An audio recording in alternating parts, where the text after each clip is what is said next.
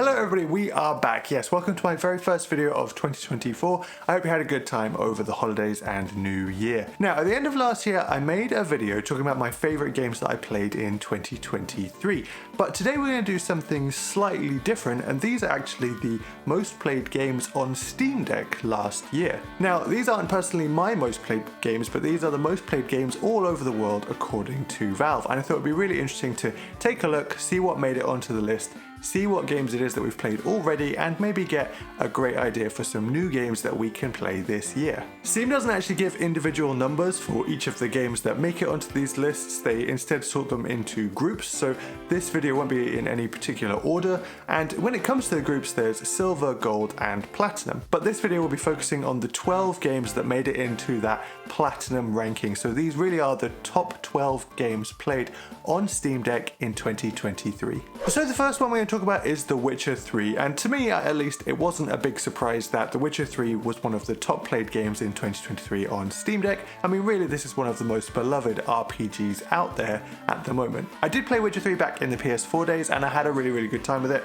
I really enjoyed the world that had been built and some of the characters and side quests. I mean, honestly, this game has some side quests that are both bigger and sometimes you could say better written than the main quest line of a lot of other games. And everything just has so much depth to it, which makes the world and everyone who lives in it really feel alive. Now, if you're interested, Witcher 3 does seem to run pretty well on Steam Deck. I've not played it personally on Steam Deck myself, but I've had a look around online and it does seem like you can get it to run pretty well. Even the next gen update that came out last year that ported it over onto higher powered consoles, that still seems to work fine, and I think the game looks pretty great even on the smaller screen. This game often goes on some pretty generous sales, which includes not only the base game but also the two absolutely gigantic story DLCs that you can get as well. So if you're looking for an open world RPG to completely take over your life for a while and sink hundreds and hundreds of hours into, then you could do a lot worse than playing The Witcher 3 this year. So the next game is Half-Life 1, and actually I have to say Half-Life 1 making its way onto this list was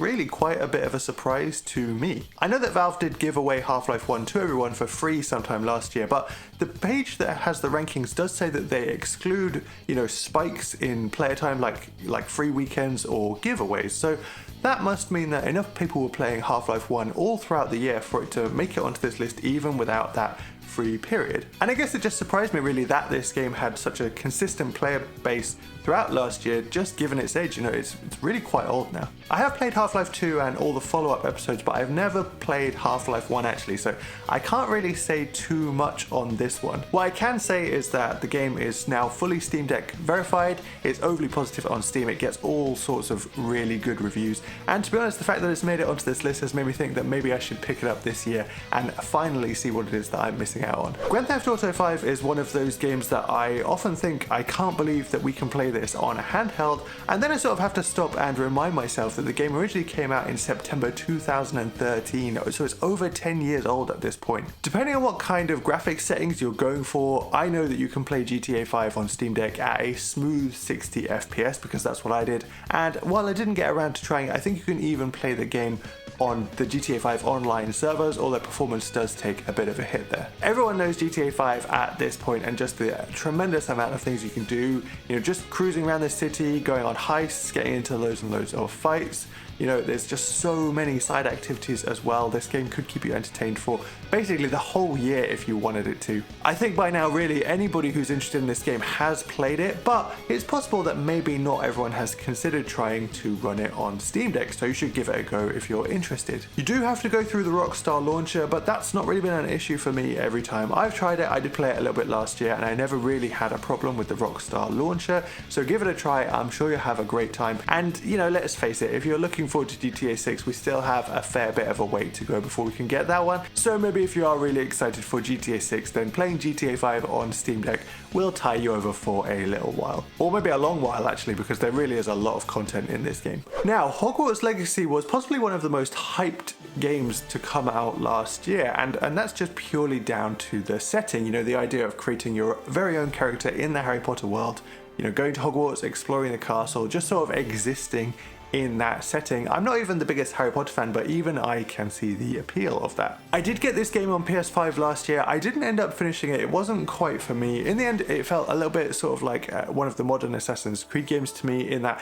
I really thought they built an amazing world and a lot of care and detail was put into the world. But then that moment-to-moment gameplay, it did get a little bit stale for me, and there was a lot of sort of going back and forth when you're completing quests. But if you are a Harry Potter fan, then there's definitely a lot here for you. All sorts of interesting creatures and spells, you know, visiting Hogsmeade, choosing your own house that you're going to be in, flying your broom around the grounds around Hogwarts. That, you know, there is a lot for a big fan to get into. And all of that can be done handheld on the Steam Deck. It looks like if you're happy with sort of low-ish settings, then you can get a pretty smooth 40 frames per second running this game. And because it's a modern game, I think even on low settings, it still looks pretty good on the Steam Deck screen. You know, it's a smaller screen, so you don't notice those sort of blurry edges as much, if there are any. I'm not sure if you'd actually describe this game as a cozy game, but the idea of, you know, being sat on a sofa in the evening, dimmed lights, you're all comfortable, and then you're playing Hogwarts Legacy on Steam Deck, exploring the castle, that actually does sound pretty cozy to me, so check this one out if you're interested.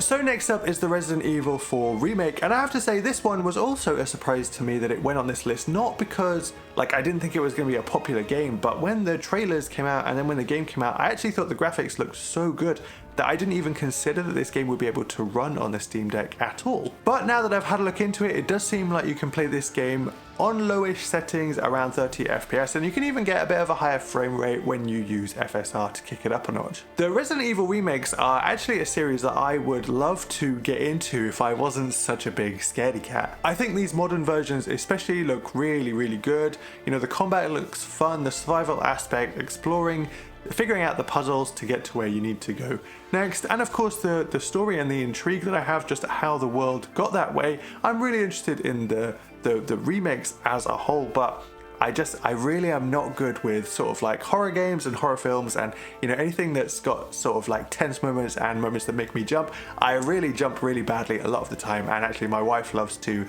laugh at me whenever I jump at stuff like this because she's not really scared at all. But who knows, maybe now that I've seen that it runs on Steam Deck, maybe it won't be so bad on a smaller screen, and I will finally pick it up and play through one of these amazing Resident Evil remake games. I don't know, maybe that would be something you guys would find entertaining to watch, me sort of struggling my way through a horror game. Baldur's Gate 3, I have done a whole video already on the Steam Deck on this game. It was my favorite game of last year, and of course it did win Game of the Year at the Game Awards. Now I will say that when I played it on Steam Deck, this was around release time. It was a little bit rough around the edges. Act 1 ran pretty okay, you know, it wasn't brilliant, but it did run okay, and when I got to Act 2, that's when you sort of started to see these issues with performance, and then from what I heard, Act 3 ran a little bit worse as well. Now, there have been a lot of patches since then, both in the game itself, but also with that Steam Deck OS 3.5 update, a lot of games do run a little bit better, so I do think that you can play Baldur's Gate better now. I have heard that it still is a little tough to run on Act 3. However, this game is just absolutely phenomenal, and while personally I would say that a good PC or maybe a next gen console would be the ideal way to play it, if you really want to play it on Steam Deck, it is definitely possible and you can have a lot of fun with this game. This is one of the best RPGs I've ever played last year for definite, and also possibly one of the best I've ever played, and I'm actually still playing it to this day. You can create any kind of character that you want with any kind of build you want, you know, weapons, choices, spells, all of that kind of stuff. You can fight your way through objectives, try and talk your way through, sneak around things, basically make whatever kind of decision you want in this game. And once you finish the game, you know, you spent countless hours playing all the way through, you can just start again, you know, create a new character, pick something different, pick a different class, pick a different way to fight, you know, make different decisions in the game itself and just see what's changed, because there's so many different options that there's no way you're going to see it with one playthrough. This game is absolutely incredible, and while Valve doesn't individually rank these games in this group, it would not be a surprise to me at all if you told me this game was in the top 3 on this list. The next game is Starfield, which is perhaps a little bit controversial, but I can totally understand why it was one of the most played games of last year. Although I am a bit surprised that it made it onto this list, because while it wouldn't surprise me that Starfield itself was most played across all consoles, I would have thought that a lot of the user base was on Game Pass, but I think for it to appear on this list, that must mean that plenty of people actually bought it through Steam to play. I think that's the only way that this list would have been able to track it as if people bought it through Steam. There was a lot of hype around the release of a brand new Bethesda game, and the idea of exploring space and all the worlds that they created was really exciting. This wasn't one of my personal favorites from last year, but I think for a lot of people it did scratch that Bethesda itch. I've not played this one myself on Steam Deck, but I did look up some performance videos. It doesn't quite look like you're going to get the absolute smoothest gameplay by playing this on Steam Deck, but if you're not bothered by that, then there's absolutely loads to play through here, and I can definitely see the appeal of taking the whole galaxy with you to play wherever you go. Now, Vampire Survivors, this is a game that I cannot recommend enough. I got completely addicted to it when I first got my Steam Deck. The core gameplay loop is so fun. The sense of progression in this game is so strong. As you go through each run and you get stronger, you unlock new abilities, unlock new characters, and dive back in to see just how much stronger it is that you've gotten. I will say, I never saw a vampire though. This game runs pretty well on Steam Deck. Now, you will get a little bit of slowdown as you get further and further through a run. Towards the end especially, there's just so many enemies on screen and, you know, so many spells and effects going off that yeah, you do get a bit of frame rate slowdown. But what I will say is that it doesn't really affect the gameplay in the moment because it's not too complicated to play. So I don't think you need to be put off by that, and the game is just so fun that it spawned a lot of, not copycats exactly, but it's spawned almost a subgenre of its own. There's a lot of games out there now that do something similar, and Vampire Survivors itself is just so cheap to pick up on Steam that I think everybody should experience playing this game on Steam Deck. Now, the next game is Cyberpunk 2077, and this was definitely a very, very controversial game when it first came out in 2020, but over the last 3 years, CD Projekt Red have continued to work at it. They've put out really big patches, and so we're at the point now where this game, along with its DLC that came out last year, are actually thought pretty highly of now, and like the game is sort of in the place that it should have been when it first came out. I originally played this game the year that it came out. I got the PS4 version and played it on my PS5, so I didn't personally encounter, you know, too many game-breaking bugs, but I would be really interested to sort of play through it again now that it's had so many changes to it, and especially the story expansion I think looks pretty cool as well. Depending on what settings you go for, it looks like 30 to 40 FPS is achievable on Steam Deck, and this is one of those worlds that's so well built that you can just sort of exist in it and have a good time. I sadly don't have a Steam Deck OLED, but this is one of those games that I can imagine looks really, really cool on an OLED screen. You go through the city at night when it's dark, but the city itself is lit up by all of these neon lights. I can imagine that looks incredible on a Steam Deck OLED. So that might be a bit of a factor if you're considering picking it up and you do have one of the newer Steam Decks, but even if you have an LCD model, I think this game is probably still worth picking up. There's just so much here, and I had a good time when I played it before, and it seems like it's even better now that it's had 3 years of updates and optimization. Dave the Diver. Now, this one sort of just came out of nowhere. I'd never ever heard of it before, and then all of a sudden everybody was talking about it. I don't know if this is true for everybody else, but for me it kind of felt like it was a bit like Dredge, where I only heard about a very small number of people playing it on Steam Deck, and then it seemed to be really popular on Steam Deck, and then it just sort of exploded across all of the other platforms. I've not played this one yet, but I have been curious. You know, I've looked up a few trailers. I've heard a lot of people sort of praising it for the variety of gameplay. You're always doing something different, apparently, which, yeah, when, you know, you sort of look at the trailers, it does seem like there's a lot of different activities that you're doing, and I really value that in a game. I really, really like variety, so that's sort of maybe making me think that I should play this one this year. And it looks like it runs really well on Steam Deck. You can get 60 FPS most of the time with a few drops here and there, or just sort of like lock it down to 40 or 30 if you want a really smooth, consistent frame rate. Being a bit smaller and a bit niche, this game might not be on everybody's radar, but it does seem to be a bit of an indie gem, and if you've got a Steam Deck and you're looking for something new to play, maybe you should give this one a bit of consideration. Next, we're going to talk about Armored Core 6 Fires of Rubicon, and to me, for Armored Core 6 to make this list, it was a surprise. Given the genre of this game, I did think Armored Core 6 would be just a little bit too niche to have this kind of popularity that would make it into the top 12, you know, most played games of the year list. From Software, who develop it, have become very popular though, so I guess that's kind of helped to boost its appeal, and it's probably part of the reason why it's made it onto this list, if I'm honest. I've got a bit of a list in my head, and some of them have appeared on this video, and that is of games that I think would be fun for me to play on Steam Deck and to make a video about on this channel,